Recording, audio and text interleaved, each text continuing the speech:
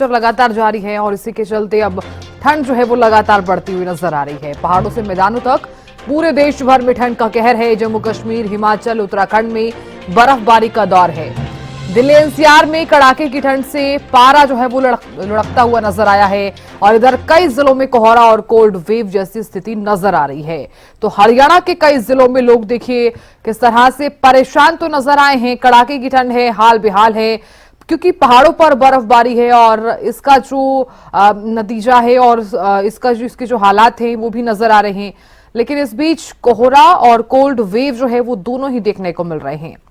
सर्दी का सितम है, इससे बचने के लिए लोग अलाव का सहारा ले रहे हैं और साथ ही साथ सुबह सुबह चाय की चुस्कियों के साथ भी लोग आपको नजर भी आ रहे होंगे। वाहनों की जो रफ्तार है वो थमती हुई नजर आ रही है। जम्मू कश्मीर, हिमाचल प्रदेश में लोग जो हैं वो इस ठंड का लुफ्त उठाते हुए नजर आ रहे हैं, इस बर्फबारी का लुफ्त उठाते हुए नजर आ रहे हैं। लोग घूमने और क्योंकि नया साल जो है उसका आगाज हुआ है तो ऐसे में लोग अपने अपने घरों से बाहर निकले हैं। जम्मू कश्मीर, हिमाचल प्रदेश में ठंड का मजा लेते हुए नजर आ रहे हैं और बर्फबारी में भी आपको नजर आ रहे होंगे। भिवानी, करनाल, यमुनानगर, हरियाणा में देखिए भिवानी की जो तस्वीर आप तक हम साझा कर रहे हैं क्योंकि सीजन का समय भी चल रहा है। करनाल में दूर दूर तक आपको कुछ भी नजर नहीं आएगा। यमुनानगर में भी कुछ ऐसी ही तस्वीरें सामने आई हैं। तो देखिए डबल अटैक हम इसे कह सकते हैं क्योंकि ठंड तो बढ़ती जा रही है, साथ ही साथ बर्फबारी जो पहाड़ों में हो रही है उसका जो यहाँ पर नतीजा है वो हरियाणा में भी देखने को मिल रहा है। एक तरफ बर्फबारी है, दूसरी तरफ ठंड है, दूसरी तरफ ठंडी हवाएं भी चल रही हैं, जिसके चलते लोग इसलिए परेशान नजर आए क्योंकि जैसे ही वो घरों से बाहर निकलते हैं तो सर्दी जो है वो नजर आती है।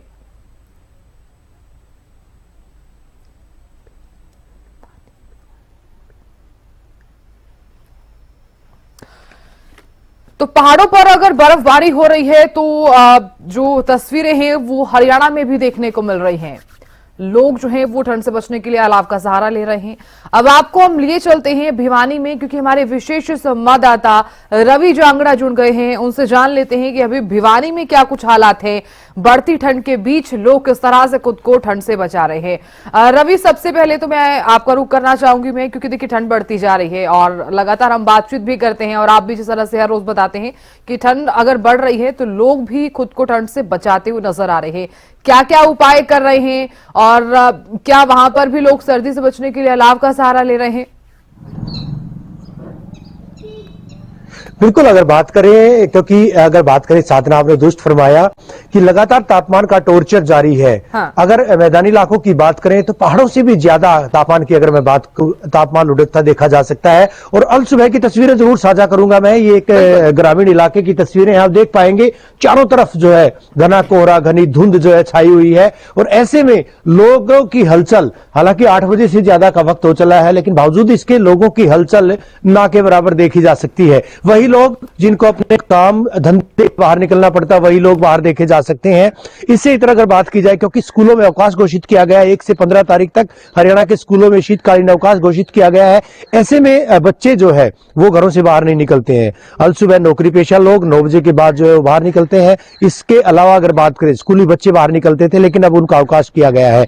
लोग तमाम वो संसाधन, तमाम वो साधन अपना रहे हैं जिससे कि सर्दी से बचाव किया जा सके। अपने घरों में दुब के बैठे हैं। हालांकि डॉक्टर्स भी जो है ये राय देते हैं, ये मशवरा देते हैं कि लोग घरों से बाहर ना निकले, खासतौर पर बुजुर्ग और छोटे बच्चों को जो है ठंड से बचाया जाए।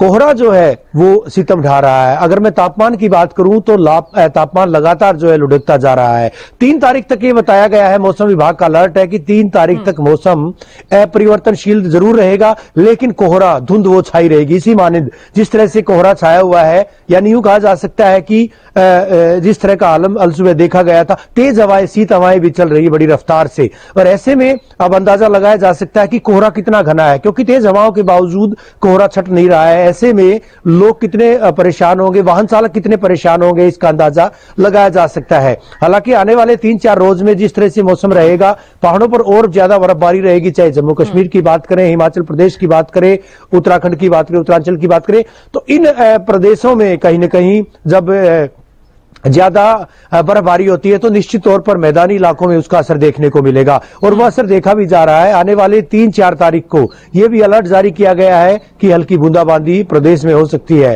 हालांकि जो दिन का तापमान है और रात का तापमान है उसमें मामूली अंतर दर्ज किया जा रहा है और वजह यही है कि ठंड लगातार बढ़ती जा रही है। कल भी सूर्यदेव के दर्शन ना के बराबर हुए थे, परसों भी यही आलम था। 31 तारीख को कल दिन का जो आगाज था, नए साल का आगाज, वो बर्फीली ठंड के साथ हुआ था, शीत हवाओं के साथ हुआ था और आज उसी तरह की ठंड बरकरार है। ऐसे में माना जा सकता है जिस तरह के कयास लगाए गए थे साधना कि प्रदेश में और यूं कहिएगा समूचे उत्तरी भारत में मैदानी इलाकों में इसी तरह से एक पखवाड़े तक कड़ाके की ठंड पड़ेगी। तापमान का टॉर्चर जारी रहेगा। हाड़ कपा देने वाली, खून जमा देने वाली ठंड से लोगों को जूझना पड़ेगा, रूबरू होना पड़ेगा। तो ऐसे में कहीं न कहीं ये माना जा सकता है कि जो भूमिपुत्र है उनकी जो परेशानियां थी, बारिश कम हुई थी, कमतर बारिश आंकी गई थी और इस वजह से कहीं न कहीं वो परेशान थे कि सरसों और गेहूं की फसल जो उसमें पानी की कोर लगनी बाकी थी। और दक्षिण हरियाणा के इलाके की अगर मैं जिक्र करूं तो यहां पर पानी की बेहद किल्लत है।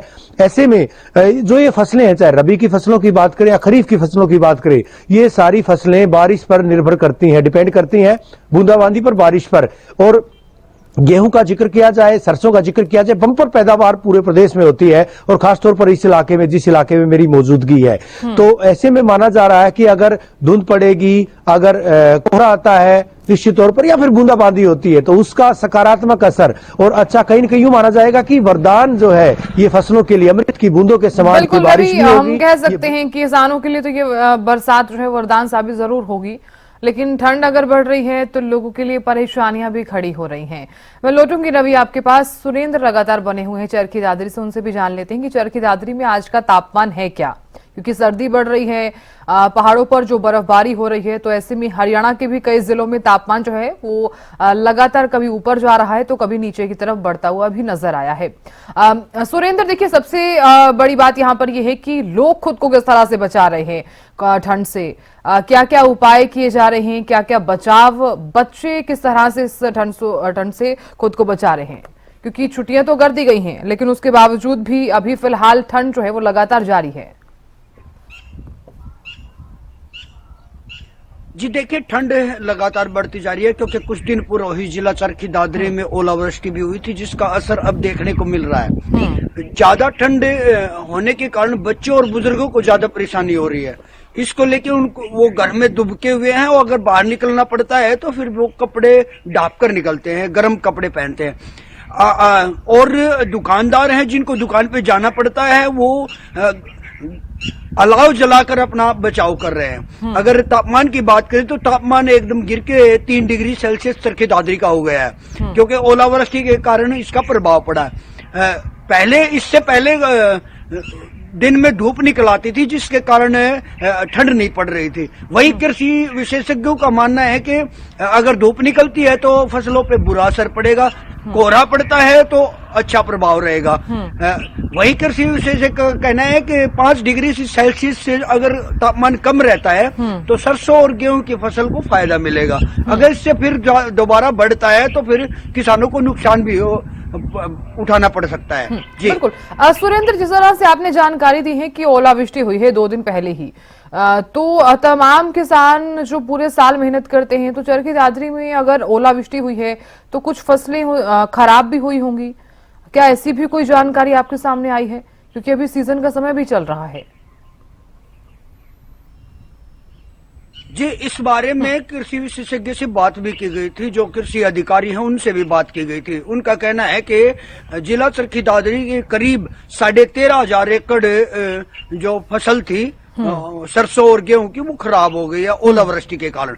उनके मुआवजे के लिए किसान भी लघु सचिवालय पहुंच रहे हैं, वो मांग कर रहे हैं। अब उनकी ओर से एक पोर्टल भी विभाग की ओर से खोला गया है कि अपने जो उनको हानि हुई है उसका उसमें पोर्टल में भरें। और आज की डेट अगर आज की माने तो क्षतिपूर्ति जो पोर्टल है वो आज की लास्ट डेट है उसकी, और आज किसान वो आज तक भर देंगे। जो किसान भर देंगे उनको मुआवजा जरूर मिलेगा। अगर नुकसान की बात करें तो करीब अगर 13,500 एकड़ की भी बात करें तो उसमें भी 60 से 70% नुकसान किसानों को हुआ है। जी ठीक है, मैं लौटूंगी आपके पास सुरेंद्र। रवि भी लगातार बने हुए हैं। रवि, देखिए आपने सुरेंद्र को सुना होगा जिस तरह से इन्होंने भी बताया है कि 2 दिन पहले ही ओलावृष्टि हुई है, क्योंकि बरसात भी हुई है और उसका जो असर है वो मैदानी इलाकों पर भी नजर आया है और किसानों की फसलों पर भी इसका जो असर है वो लगातार देखने को भी मिलता है। क्या भिवानी में भी किसानों को इसी तरह का खामियाजा भुगतना पड़ेगा ओलावृष्टि और बरसात के चलते, क्योंकि सीजन का समय भी चल रहा है और आप भी जानते हैं, तो किसानों के लिए बरसात अच्छी साबित हुई है या फिर नुकसान, और अगर आगे भी बरसात होती है तो? बिल्कुल, अभी जैसे सुरेंद्र भी बता रहे थे, क्योंकि पृष्ठभूमि अगर मैं बात करूं, ग्रामीण पृष्ठभूमि से ताल्लुकात रखते सुरेंद्र भी और मेरी मौजूदगी भी एक ग्रामीण के फसलें होती हैं, सरसों और गेहूं की फसल होती है। गेहूं की फसल के लिए चाहे बात की जाए, सरसों की फसल के लिए बात की जाए, ये मौसम माकूल होता है। इस मौसम में अगर तापमान 5 डिग्री से कम रहता है निश्चित तौर पर जनवरी के महीने में या दिसंबर के महीने में, तो इसकी जो है फसलों को अच्छा खासा तापमान का फायदा मिलता है।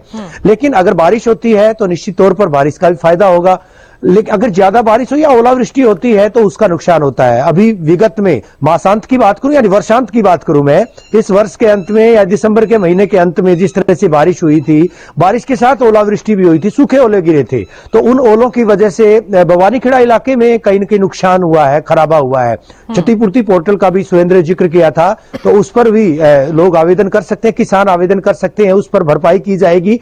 लेकिन मौसम की अगर मैं बात करूं, अगर एकाएक तेज धूप निकलती है और धूप के बाद जब पाला पड़ेगा तो वो फसलों के लिए नुकसानदायक साबित होगा।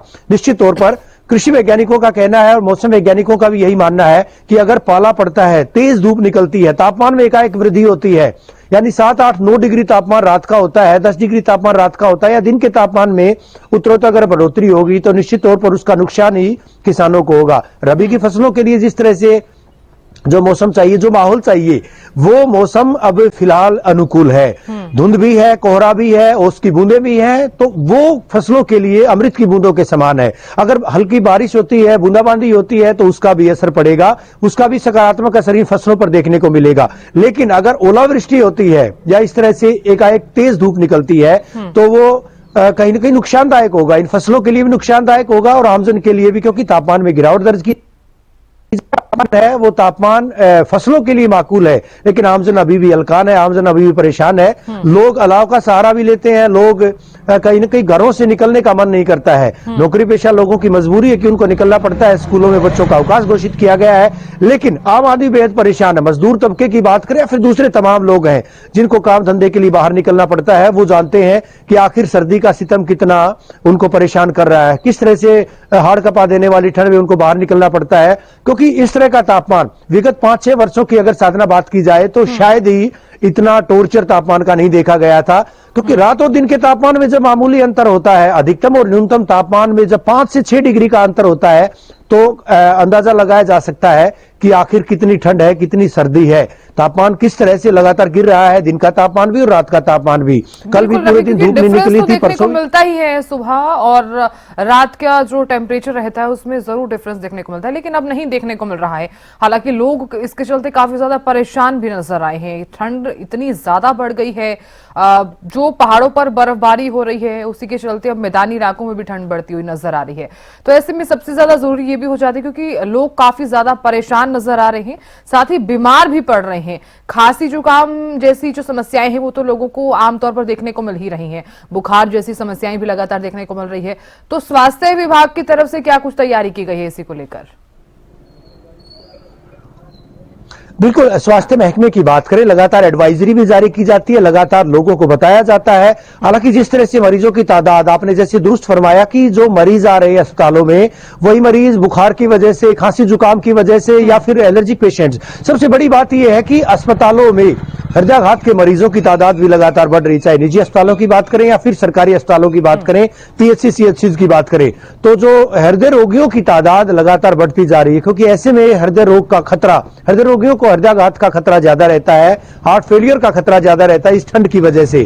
तो उनको भी सावधान रहने की जरूरत है, छोटे बच्चों को बचाने की भी जरूरत है। और जिम्मेदार चैनल होने के नाते एसटीवी हरियाणा न्यूज भी तमाम लोगों से, प्रदेशवासियों से, देशवासियों से यही अपील करता है कि अपने घरों से तभी बाहर निकले, और अगर घरों से बाहर निकलना बेहद जरूरी है तो निश्चित तौर पर वो तमाम वो संसाधन अपना कर वो तमाम चीजें अख्तियार करके बाहर निकले ताकि ठंड से बचाव किया जा सके, सर्दी से बचाव किया जा सके। क्योंकि जिस तरह से पहाड़ों की बर्फबारी का असर मैदानी इलाकों में पड़ रहा है, तापमान लगातार गिर रहा है, ऐसे में बीमारी के खतरे और भी ज्यादा बढ़ते हैं। अस्पतालों में भले ही कितने इंतजाम किए जाएं, लेकिन लोगों को भी समझना होगा, लोगों को अपनी सेहत का ख्याल खुद रखना होगा। क्योंकि कहा भी जाता है जान है तो जहान है, और ऐसे में लोग अगर जागरूक होंगे, लोग अगर सावधान होंगे तो बीमारियों से निश्चित तौर पर बचा जाएगा, शरीर को बचाया जा सकेगा। और क्योंकि मौसम जो है हर बार का है, हर बार इसी तरह से सर्दी भी आती है, हर बार इसी तरह से ठंड भी बढ़ती है, बर्फीली हवाएं भी चलती हैं। तो लोगों को खुद समझना होगा, लोगों को खुद सोचना होगा ये बात, क्योंकि स्वास्थ्य के प्रति जागरूक नहीं होंगे तो निश्चित तौर पर बीमारियां घर करेंगी। और सर्दी की बीमारियां जो है, अगर ठंड बढ़ती है, ठंड की वजह से ठंड जनित बीमारियां होती है, तो निश्चित तौर पर कई दिन में उससे पीछा छूटता है। ऐसे में लोगों को ये बात समझनी होगी। और इस तरह की ठंड, ये एडवाइजरी भी लगातार मौसम वैज्ञानिकों के द्वारा जारी की गई है कि आने वाले एक पखवाड़े में तो कम से कम कमोबेश इसी तरह की ठंड पड़ेगी, इसी तरह से तापमान का टॉर्चर जारी रहेगा। तो लोगों को सावधान रहना पड़ेगा, क्योंकि लगातार जो है अब बर्फबारी भी 3-4 रोज में और होने वाली है। इस तरह की एडवाइजरी है, बर्फबारी पहाड़ों पर होगी तो मैदानी इलाकों में उसका भी असर पड़ेगा और प्रतिकूल असर पड़ेगा, क्योंकि ठंड लगातार बढ़ेगी। फसलों के लिए भले ही फायदेमंद हो, लेकिन आमजन के लिए अहितकारी ये ठंड रहेगी। साधना, ठीक है रवि, मैं लौटती हूँ आपके पास। सुरेंद्र भी लगातार बने हुए हैं, उनसे भी जान लेते हैं कि चरखी दादरी में स्वास्थ्य विभाग की क्या कुछ तैयारी है। अगर मरीज अस्पतालों में आ रहे हैं तो क्या कुछ वहां पर तैयारियां की गई हैं, मरीजों की देखभाल किस प्रकार से की जा रही है। सुरेंद्र जी देखिए, पहले जो नागरिक अस्पताल था उसमें ओपीडी 300 से 350 होती थी, लेकिन जब से ठंड शुरू हुई है और तापमान गिर रहा है, उससे खांसी, बुखार, जुकाम ये सब बीमारियां बढ़ रही हैं। इस 700 के करीब ओपीडी पहुंच गई है। इसके लिए एक डॉक्टर एक्स्ट्रा से ओपीडी के लिए लगाए गए हैं और डॉक्टर्स का भी यही कहना है कि हमने और भी काउंटर लगाने के लिए तैयार हैं अगर आगे भीड़ बढ़ती है तो, और तैयारियां उन्होंने पूरी कर रखी है। जी बिल्कुल सुरेंद्र, मैं लौटूंगी आपके पास। रवि देखिए, क्योंकि जिस तरह से इन्होंने बताया है कि अस्पतालों में तमाम तरह की तैयारियां जो हैं वो यहाँ पर की गई हैं, लेकिन ऐसे में देखिए लगातार जिस तरह से आप भी देख रहे होंगे कि बच्चे बीमार हो रहे हैं और जो बूढ़े हैं वो भी बीमार हुए हैं। तमाम तरह की जो बीमारियां हैं वो लगातार देखने को मिल रही हैं, क्योंकि ठंड का टॉर्चर इतना ज्यादा बढ़ता हुआ नजर आ रहा है। तो ऐसे में अगर बचाव किया जाए, घरेलू उपाय किए जाएं, तो किस तरह से लोग खुद को इस ठंड से बचा रहे हैं। बिल्कुल, गर्म पानी का सेवन करें। हाँ। स्वास्थ्य महकमे के जो अधिकारी हैं वो भी एडवाइजरी जारी करते हैं, चाहे आयुर्वेदाचार्यों की बात करें, होम्योपैथिक जो लोग हैं उनकी बात करें, या फिर एलोपैथिक अगर मैं थेरेपी की बात करूं तो यही कहना है डॉक्टरों का, चिकित्सकों का, कि ज्यादा से ज्यादा गुनगुने पानी का इस्तेमाल करें, गर्म पानी का सेवन करें, ठंडे पानी से परहेज करें। और इसके अलावा गर्म पेय पदार्थों का जितना सेवन किया जाए, सूप की बात करें, चाहे दूध की बात करें, ये तमाम ये इस तरह की चीजें, इस तरह के पेय पदार्थों का इस्तेमाल करें। कोई ऐसी वस्तु ना लें जिसकी वजह से इन्फेक्शन हो या जिसकी वजह से जो ठंड में और बीमारी बढ़े। हालांकि जैसा आप भी अभी कह रहे थे कि जो ये ठंड है, ठंड का टॉर्चर छोटे बच्चों को और बुजुर्गों को ज्यादा होता है, उनको ज्यादा परेशानियों से मुखातिब होना पड़ता है। और वजह यही है कि इम्यूनिटी जो है उनकी वीक होती है, चाहे छोटे बच्चों की, नौनिहालों की बात करें या फिर बुजुर्गों की बात करें, इम्यूनिटी यानी रोग प्रतिरोधक क्षमता उनकी कम होती है। ऐसे में ऐसी चीजों का सेवन किया जाए जिससे रोग प्रतिरोधक क्षमता भी बढ़े। और इसके अलावा सबसे बड़ी बात तो यह है कि अगर अति आवश्यक हो तभी घरों से बाहर निकले, क्योंकि अगर घरों से बाहर निकलते हैं तो अपना उपचार करें, अपना बचाव करके, माफ कीजिएगा, अपना बचाव करके जो है तमाम वो संसाधन अख्तियार करके बाहर निकलें, अन्यथा बीमारी होने का अंदेशा जो है वो ज्यादा रहेगा। छोटे बच्चों को बचाएं, बुजुर्गों को बचाएं। और इसके अलावा बड़े लोग अगर बाहर निकलते हैं, अगर युवाओं की भी मैं बात करूं, अधेड़ों की बात करूं, बाहर निकलते हैं तो अपना बचाव करके बाहर निकले, बेहद जरूरी हो तभी बाहर निकलें, अन्यथा बीमारियों का खतरा इस मौसम में सबसे ज्यादा होता है। गर्मी में लोग बचा सकते हैं खुद को, गर्मी जनित बीमारियां हो सकती हैं, पानी की वजह से बीमारियां होती है, लेकिन सर्दी में निश्चित तौर पर, क्योंकि हमारे शरीर का जो तापमान है, जो टेम्परेचर है, वो तापमान उस माकूल नहीं होता। बाहर का तापमान कम होता है, शरीर का तापमान ज्यादा होता है। ऐसे में जब तापमान का अटैक होता है तो निश्चित तौर पर बीमारियां जरूर घर करेंगी। उन बीमारियों से बचना भी होगा, खुद को बचाना होगा, इसके अलावा परिवार को भी बचाना होगा। तभी जो है सेहतमंद अगर रहेंगे तभी निश्चित तौर पर आगे बढ़ा जा सकता है, काम किया जा सकता है। ऐसे में तापमान का टॉर्चर लगातार जारी है, हाड़ कपा देने वाली ठंड लगातार जारी है, खून जमा देने वाली ठंड जारी है। लेकिन इस बीच लोगों को एहतियात बरतनी होगी। स्वास्थ्य विभाग एडवाइजरी भी लगातार जारी कर रहा है। अस्पतालों में माकूल इंतजाम होने के दावे भी किए जा रहे हैं, लेकिन खुद को लोगों को बचाना होगा। और फिलहाल की अगर बीमारियों की बात करें, जैसा भी मैंने जिक्र भी किया था कि बुखार, खांसी, जुकाम, इस तरह की बीमारियां, एलर्जिक पेशेंट्स जो है उनकी तादाद बढ़ रही है। और सबसे बड़ी बात यह है कि जो मरीजों की तादाद इन दिनों में बढ़ती है, श्वास रोगियों की तादाद बढ़ती है, एलर्जिक पेशेंट्स की तादाद बढ़ती है। और इसके अलावा जो लोग हैं, चाहे टीबी के पेशेंट्स हैं, क्षय रोग के पेशेंट्स हैं, या हृदय रोगियों की जो तादाद है, जो हृदय रोगी हैं, बीपी, शुगर, इस तरह के पेशेंट ठंड में उनकी तादाद बढ़ती है। तो ये बीमारियां खतरनाक होती हैं, जानलेवा साबित हो सकती हैं। और इन बीमारियों से इस मौसम में बचाव की बेहद जरूरत है साधना जी। बिल्कुल रवि, देखिए क्योंकि मौसम विभाग द्वारा भी जिस तरह से आप लगातार जानकारी दे रहे थे कि 3 तारीख तक यूं ही बर्फबारी अगर पहाड़ों पर है तो ठंड जो है वो इसी तरह से बनी रहेगी, तो क्या मौसम विभाग द्वारा कोई ऐसी भी जानकारी सामने आई है, आगे का क्या कुछ रहने वाला है? जो बुलेटिन मौसम विभाग द्वारा रोज जारी किया जाता है उसमें क्या कुछ चीजें सामने आई है? हरियाणा कृषि विश्वविद्यालय के मौसम वैज्ञानिकों की मैं बात करूं, क्योंकि तमाम जो जिले हैं वो लगातार हरियाणा कृषि विश्वविद्यालय के क्षेत्रीय केंद्र वहां पर बनाए गए हैं। उनके वैज्ञानिकों की अगर बात करें, चाहे कृषि वैज्ञानिकों की मैं बात करूं, चाहे मौसम वैज्ञानिकों की बात करूं, 3 तारीख तक के मौसम का साधना इस तरह का अलर्ट जारी किया गया था कि 3 तारीख तक मौसम इसी मानिंद रहेगा। येलो अलर्ट जारी किया गया था धुंध का, और इस येलो अलर्ट का ये वानगी जो है, ये तस्वीरें में जरूर सुमित साझा कीजिएगा, दर्शकों को दिखाइएगा कि ये हालात तो उस आबादी के इलाके में है, ग्रामीण तबके में है, ग्रामीण इलाके में है, शहरी इलाके में, या फिर यूं कहिएगा कि हाईवेज पर, रोड्स पर किस तरह के हालात होंगे इसका अंदाजा लगाना कतई मुश्किल नहीं है। वहां और भी ज्यादा, यानी दृश्यता शून्य के बराबर है, ना के बराबर दृश्यता है। ऐसे में वाहन चालक तो परेशान है। और रही बात कृषि वैज्ञानिकों की, मौसम वैज्ञानिकों की, तो 3 तारीख तक यही बताया गया था कि मौसम जो है अपरिवर्तनशील रहेगा, यानी इसी तरह का मौसम रहेगा, धुंध रहेगी, कोहरा रहेगा, इसी तरह से ओस पड़ेगी। लेकिन उसके बाद पहाड़ों पर बर्फबारी का अंदेशा जताया गया है, यानी 4 तारीख से लेकर के 6-7 तारीख तक जबरदस्त जो है बर्फबारी होगी। मैदानी इलाकों में भी बारिश का अलर्ट जारी किया गया था कि 4-5 तारीख को मैदानी इलाकों में भी हल्की बूंदाबांदी हो सकती है, बारिश हो सकती है कई इलाकों में। लेकिन अगर ओलावृष्टि होती है तो ओलावृष्टि का प्रतिकूल असर देखने को मिलेगा। और किसान हालांकि बेबस हैं। अभी फिलहाल जो है फायदा है फसलों को। रबी की फसलों की मैं बात करूं, गेहूं व सरसों की बिजाई अच्छी खासी तादाद में पूरे प्रदेश में की गई थी। और खासतौर पर इस इलाके में जहां पर दक्षिण हरियाणा का मैं जिक्र करूं, अकेले भिवानी जिले में 3 लाख हेक्टेयर में सरसों की, 4 लाख हेक्टेयर में गेहूं की बिजाई की गई थी, यानी कुल 7 लाख हेक्टेयर में रबी की फसलों की बिजाई की गई थी। ऐसे में किसान अच्छे खासे उत्साहित है, बंपर पैदावार की उम्मीद भी है, जताई गई है। देखने वाली बात होगी कि ये ठंड का जो टॉर्चर है कितने दिनों तक देखने को मिलता है। हालांकि किसानों के लिए अगर ये ठंड लगातार बढ़ रही है तो उनकी फसलों पर कुछ असर ना ही दिखाई दे तो अच्छा हो, बल्कि फायदेमंद ही साबित हो तो अच्छी बात है। बहुत शुक्रिया बने रहने के लिए, बहुत शुक्रिया नजर बनाए रखने के लिए और जानकारी देने के लिए। सुरेंद्र, आपका भी बहुत बहुत शुक्रिया बने रहने के लिए।